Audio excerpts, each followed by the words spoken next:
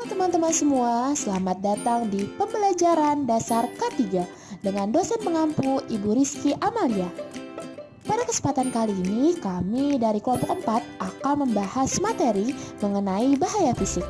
Namun, sebelum memasuki pembahasan materi pada hari ini, kita kenalan dulu yuk sama anggota kelompok 4. Jadi di sini ada Fatia Rahma, lalu Jasmine Safa, Aisyah Fahira, Melda Julianti, Rizka Aisyah, dan juga Putri Oktamaria. Baiklah teman-teman, tanpa berlama-lama, mari kita simak pembahasan berikut ini.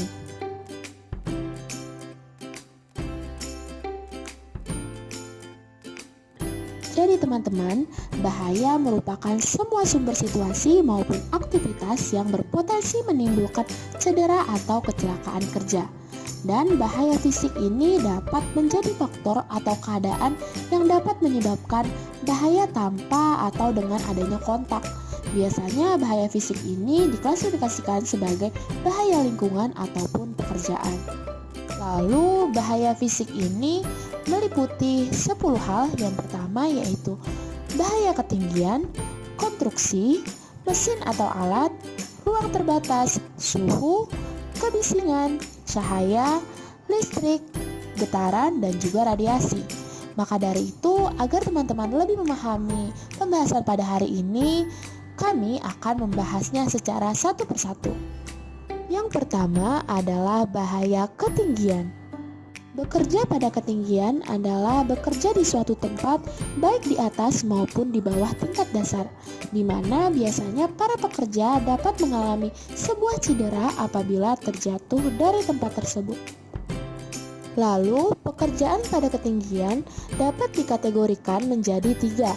Yang pertama yaitu bekerja di ketinggian 4 feet atau 1,24 meter, contohnya yaitu pekerjaan elektrikal. Yang kedua adalah bekerja di ketinggian 6 feet atau 1,8 meter, contohnya adalah seseorang yang bekerja pada atap datar atau yang disebut flat roof. Dan yang ketiga adalah bekerja di ketinggian 10 feet atau 3,1 meter. Dan bagaimana sih cara mencegah pekerja yang jatuh dari ketinggian? Jadi yang pertama yaitu dengan menggunakan anjungan atau platform kerja. Dan yang kedua yaitu ketika ada pekerja yang dapat terjatuh dari ketinggian 2 meter atau lebih harus diberikannya guard rails atau yang disebut dengan pagar pelindung. Dan intermediate rails yaitu pagar pelindung tengah dan juga toe boards yaitu pijakan kaki. Lalu yang ketiga diperlukannya tali temali atau jaring pengaman. Dan yang terakhir harus adanya tangga yang terawat dengan baik dan berada di landasan yang keras dan juga datar. Selanjutnya bahaya konstruksi. Industri jasa konstruksi merupakan salah satu sektor industri yang memiliki resiko kecelakaan kerja yang cukup tinggi. Penyebab utama kecelakaan kerja pada proyek konstruksi yaitu seperti waktu pelaksanaan terbatas, dinamis dan membutuhkan fisik yang tinggi, serta banyak menggunakan tenaga kerja yang kurang terlatih. Adapun pencegahan kecelakaan kerja konstruksi dapat dilakukan dengan cara yang pertama, menugaskan personal khusus yang bertanggung jawab kepada manajemen K3 dan membersihkan lingkungan kerja. Yang kedua, memasang rambu-rambu peringatan. Yang ketiga, menggunakan APD seperti safety shoes, sabuk pengaman, dan helm proyek. Dan yang keempat, memberikan penyuluhan kepada pekerja mengenai APD apa yang harus digunakan. Mesin atau alat. Permesinan adalah komponen utama di berbagai industri seperti manufaktur, pertambangan, konstruksi, dan pertanian, dan bisa membahayakan si pekerja. Banyak permesinan yang melibatkan komponen dengan kecepatan tinggi, memiliki ujung yang tajam, permukaan yang panas, dan bahaya lainnya, yang memiliki potensi merumukan, membakar, memotong, menusuk, dan bahkan memberikan benturan serta melukai pekerja jika tidak digunakan dengan baik. Menurut KBBI, mesin merupakan perkakas untuk menggerakkan atau membuat sesuatu yang dijalankan dengan roda, digerakkan oleh tenaga manusia atau motor penggerak, dan menggunakan bahan bakar minyak atau tenaga alam. Selanjutnya adalah jenis-jenis mesin yang dapat melukai atau mengganggu kesehatan pekerja. Yang pertama, ada mesin paving gun.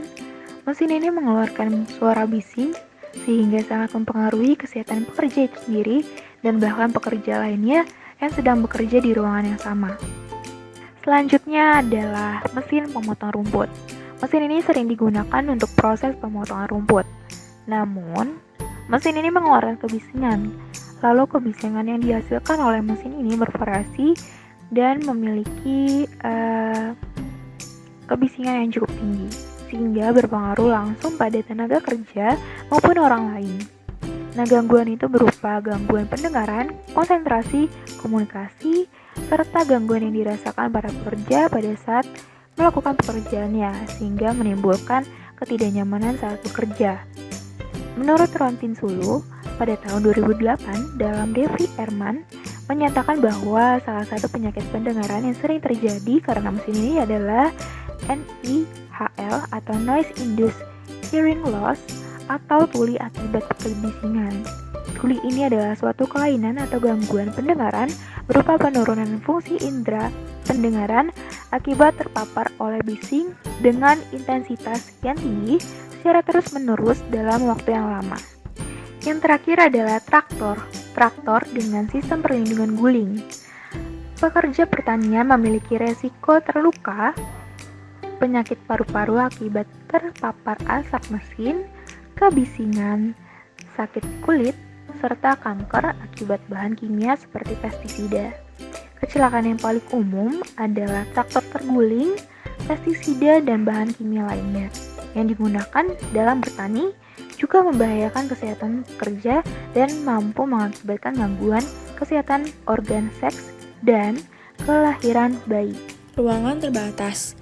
Menurut Nias pada buku Taruaka 2016 mendefinisikan bahwa ruangan terbatas itu adalah suatu ruang pintu yang sangat terbatas untuk jalan masuk dan keluar, mempunyai ventilasi udara yang sangat terbatas, yang mungkin mengandung atau menghasilkan percikan udara yang berbahaya dan tidak dimaksudkan untuk pekerjaan yang terus-menerus di dalamnya. Lalu ada potensi bahaya ruangan terbatas. Yang pertama itu ada temperatur udara ekstrim. Temperatur udara yang terlalu panas atau dingin itu dapat menyebabkan masalah bagi pekerja. Sebagai contoh, jika suatu ruang terbatas diberi penguapan, maka harus didinginkan terlebih dahulu sebelum pekerja memasuki ruangan terbatas tersebut. Lalu yang kedua, ada potensi bahaya. Terliputi pelepasan butiran material yang disimpan di dalam bin seperti butiran pasir, batu bara, atau material sejenisnya. Lalu ada kebisingan. Intensitas kebisingan di dalam ruang terbatas itu dapat diperkuat atau intensitasnya menjadi lebih tinggi karena akustik dan desain yang sangat sempit. Intensitas kebisingan yang berlebihan tidak hanya merusak pendengaran, tapi juga mempengaruhi komunikasi, seperti menyebabkan tidak terdengarnya tanda peringatan atau panggilan bahaya. Lalu ada permukaan lantai basah atau genangan air. Jika lantai basah atau ada genangan air, maka akan terpeleset dan jatuh. Terjadi pada suatu permukaan kerja yang basah, bisa menyebabkan cedera pada pekerja. Lalu selanjutnya ada kejatuhan objek. Pekerja di dalam ruangan terbatas harus sadar akan kemungkinan kejatuhan objek, khususnya pada ruangan yang menggunakan pintu terbuka dari bagian atas untuk masuk, dan di mana pekerjaan dilakukan di atas pekerja. Lalu selanjutnya ada kekurangan atau kelebihan oksigen. Jadi kadar oksigen yang diizinkan untuk bekerja itu adalah 19,5 sampai 23,5%. Jadi kekurangan oksigen ini dapat diakibatkan oleh konsumsi atau perpindahan oksigen selama yang pertama ada proses pembakaran zat yang mudah terbakar, yang kedua ada proses bakterial, dan yang terakhir reaksi kimia. Lalu selanjutnya ada bahan beracun. Bahan beracun ini dapat berasal dari gas beracun di sekitar confined space seperti gas CO2, NH3, dan CO. Bisa juga berasal dari sifat pekerjaan seperti pengelasan dan pengerindaan. Lalu selanjutnya ada perangkap. Harus dihindari juga bahaya terperangkap dari cairan atau padatan yang mengalir. Apabila terdapat bahaya terperangkap, maka sumber cairan atau padatan tersebut harus diisolasi atau ditutupi terlebih dahulu. Lalu yang terakhir ada struktur dan konfigurasi ruang. Beberapa confined space mempunyai konfigurasi ruang yang menimbulkan bahaya seperti tangga yang tidak kokoh, permukaan yang basah dan licin, area yang sempit, dan cahaya yang tidak memadai. Kemudian selanjutnya ada karakteristik ruangan terbatas. Menurut Kapdirjen Denwascar nomor 113, ruangan terbatas itu memiliki 3 karakteristik, yaitu yang pertama cukup luas dan memiliki konfigurasi sedemikian rupa, sehingga pekerja dapat masuk dan melakukan pekerjaannya di dalam. Lalu yang kedua memiliki akses keluar masuk yang terbatas. Lalu yang terakhir tidak dirancang untuk tempat kerja berkelanjutan atau terus-menerus di dalamnya. Bahaya selanjutnya adalah bahaya suhu. Pada saat bekerja, akan terjadi pertukaran panas antara tubuh manusia yang didapat dari metabolisme dengan tekanan panas dari lingkungan. Selama pertukaran ini serasi dan seimbang, maka tidak akan menimbulkan gangguan, baik penampilan kerja maupun kesehatan pekerja. Nilai ambang batas untuk cuaca kerja adalah 21 derajat Celcius sampai dengan 30 derajat Celcius, sedangkan suhu efektif bagi pekerja di daerah tropis adalah 22 derajat Celcius sampai dengan 27 derajat Celcius. Oleh karena itu, maka perlu diperhatikan hal-hal sebagai berikut untuk pengendalian bahaya dari suhu. Yang pertama, apabila pekerja berada di dalam ruangan, maka suhu yang harus disetel berkisar antara 25 derajat Celcius sampai dengan 26 derajat Celcius. Yang kedua, penggunaan AC di tempat kerja perlu disertai pemikiran tentang keadaan pengaturan suhu di rumah. Dan yang ketiga, bila perbedaan suhu di dalam dan di luar lebih dari 5 derajat Celcius, perlu adanya suatu kamar adaptasi. Bahaya selanjutnya adalah bahaya kebisingan. Bising dapat diartikan sebagai suara yang timbul dari getaran-getaran yang tidak teratur dan periodik. Kebisingan merupakan suara yang tidak dikehendaki. Manusia masih mampu mendengar bunyi dengan frekuensi antara 16 sampai 20.000 Hz dan intensitasnya 85 desibel secara terus-menerus. Intensitas lebih dari 85 desibel dapat menimbulkan gangguan dan batas ini disebut critical level of intensity. Berikut ini adalah rekomendasi pengendalian bahaya kebisingan. Yang pertama, mengisolasi tenaga kerja atau mesin dengan menutup atau menyekat mesin yang mengeluarkan suara bising. Yang kedua, menghilangkan kebisingan dari sumber suara yang dapat dilakukan dengan menempatkan peredam dalam sumber getaran. Dan yang ketiga, memakaikan alat pelindung telinga pada tiap pekerja yang terkena dampak bising berupa earplugs dan earmuffs.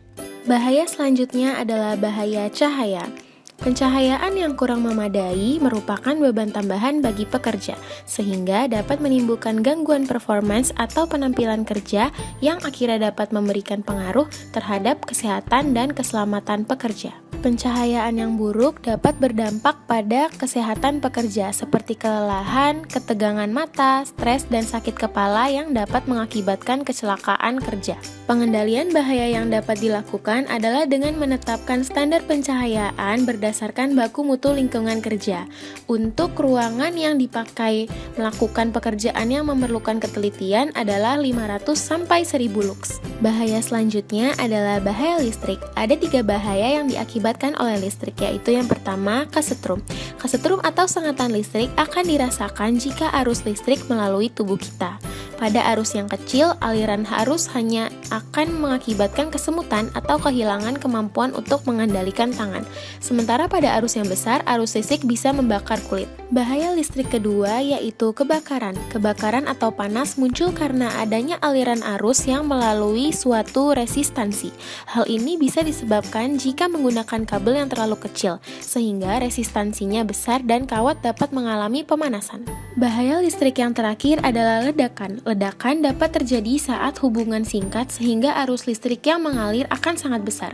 Arus besar ini dapat menyebabkan kenaikan temperatur yang sangat cepat sehingga menyebabkan naiknya tekanan udara. Pengendalian bahaya listrik yang dapat dilakukan adalah dengan mengecek kondisi kawat atau kabel, menutup semua instalasi yang terbuka, memperbaiki atau mengganti peralatan yang rusak, memelihara peralatan listrik dengan baik, dan yang terakhir dengan menghindari penggunaan listrik yang melebihi kapasitasnya. Bahaya selanjutnya adalah getaran. Getaran dapat diartikan sebagai gerakan suatu sistem bolak-balik. Gerakan tersebut dapat berupa gerakan yang harmonis sederhana dan dapat pula sangat kompleks yang sifatnya dapat periodik atau random, steady atau transient, continue atau intermittent. Bahayanya, getaran dapat menimbulkan gangguan pada jaringan secara mekanik dan gangguan rangsangan reseptor syaraf di dalam jaringan. Bentuk pemaparan dapat dibagi dalam dua kategori. Yang pertama ada pemaparan seluruh tubuh dan yang kedua ada pemaparan yang bersifat segmental. Dalam pemaparan yang bersifat segmental tersebut, dua gejala utama ditemukan sehubungan dengan akibat-akibat getaran mekanis pada lengan adalah kelainan pada peredaran darah dan persyarafan serta kerusakan pada persendian dan tulang. Selanjutnya mengontrol getaran. Adapun beberapa cara untuk mengontrol atau mengurangi getaran adalah sebagai berikut. Pertama, isolasi getaran adalah mempergunakan bahan isolator yang mempunyai kemampuan yang baik untuk meredam getaran yang ditransmisikan sumber terhadap isolator. Kedua, dampling adalah suatu mekanisme untuk meredakan getaran dengan cara menempelkan suatu sistem resonan pada sumbu getaran. Dengan sistem resonan ini, getaran dapat dikurangi atau dihilangkan sama sekali. Ketiga, mengurangi atau menghilangkan gangguan mekanik yang menyebabkan getaran. Radiasi. Sumber radiasi dapat berasal dari alam dan buatan. Dampak radiasi ini tergantung pada lama terpapar, jumlah yang diserap, tipe dan lebih spesifik lagi adalah panjang gelombang. Pancaran yang paling berbahaya adalah gelombang pendek, termasuk ionisasi dan radiasi sinar ultraviolet. Akibat radiasi ultraviolet pada umumnya mengenai mata dan kulit. Bila mengenai mata dapat menyebabkan konjungtivitis. Nah, contoh dari radiasi yang terjadi di laboratorium teknik kesehatan gigi adalah sinar mesin light cure, pengacoran logam, dan lain-lain. Yang kedua adalah pengendalian bahaya radiasi. Nah, berikut adalah rekomendasi bagaimana kita bisa mengendalikan resiko bahaya dari radiasi, sehingga bahaya radiasi tidak begitu tinggi. Yaitu caranya ada 4. Yang pertama, memasang SOP pengawasan di tempat kerja. Yang kedua, menyediakan kacamata berlensa untuk melindungi mata dari bahaya radiasi sinar. Dan yang ketiga, peningkatan pengetahuan terkait dengan cara bekerja yang aman dan mengantisipasi bahaya yang muncul dari pengawasan. Dan yang keempat, pengawasan penggunaan APD di tempat kerja. Sudah materi yang kami berikan. Semoga bermanfaat bagi teman-teman semua. Dan jangan lupa jaga keselamatan dan juga kesehatan dimanapun Anda berada. Karena keselamatan adalah prioritas utama bagi diri kita. Sekian dan terima kasih. Sampai jumpa.